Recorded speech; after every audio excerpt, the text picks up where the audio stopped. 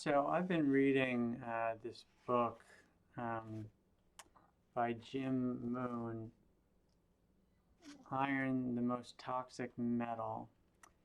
And,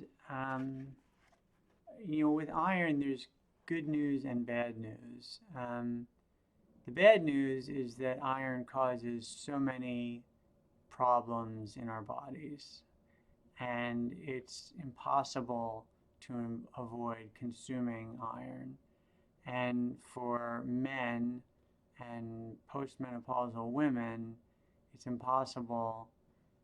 Our body has no natural way of eliminating excess iron, and it tends to just build up in our body as we age and cause more and more health issues. The good news, though, is that you can lower your levels of iron in your body by donating blood. And it doesn't take a lot of donations to get your iron levels down dramatically into like an optimal range. You can donate blood up to 6 times a year, every 2 months, and if you did 6 donations in a year, I think you'd probably be down in like the optimal range of serum ferritin levels, right? But one of the amazing things that I read in this book, and I'll read it to you first, and then I'll give you my take on the whole subject. So I'm reading from page 66 and 67 from Iron, the Most Toxic Metal. And it says, the presence of iron in neurofibrillary tangles, senile plaques, and walls of the vasculature in Alzheimer's disease was first discussed in 1953. Evidence of iron accumulation in the substantia nigra of people with Parkinson's disease started to accumulate in 1966. So we've known since 1953 and 1966 that iron plays a role in Alzheimer's disease and Parkinson's disease. And yet the dietary recommendations have been to fortify foods with additional iron to raise our iron levels. And the justification they use is that for a small percentage of premenopausal women, they do suffer from anemia, although this author doesn't believe that insufficient iron is the cause of anemia, or he thinks it really shouldn't be your first treatment option. But because of the small number of women who deal with anemia, they justified fortifying foods with iron, and then that basically doubles the level of iron in our body.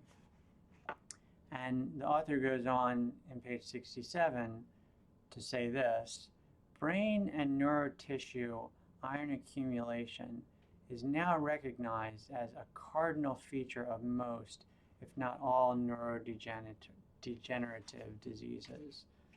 So that's pretty amazing. And so the good news is if you donate blood, you can reduce your levels of iron.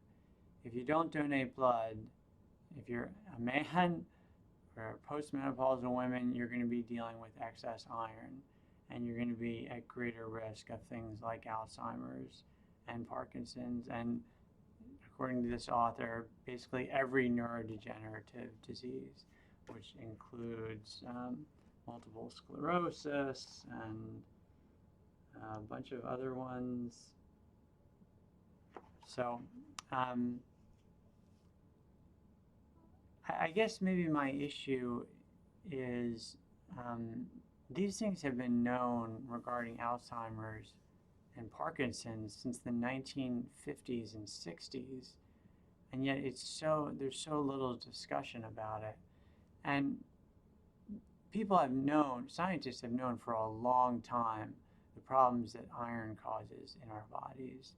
And it's not just neurodegenerative diseases, it's also iron increases your risk of heart disease, cancer, and the evidence is substantial, and I don't think there's really any doubt that higher iron levels cause these issues, and yet it's something doctors don't really seem to be aware of. They seem to just think that your only risk with iron is not having enough.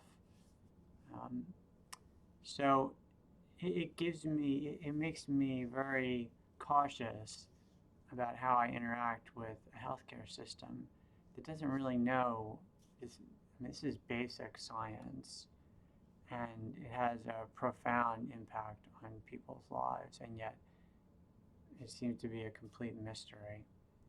So you can find out your levels of iron in your body by getting your serum ferritin levels measured, and if they are high, maybe over 100 nanograms per milliliter, then you may want to consider donating blood.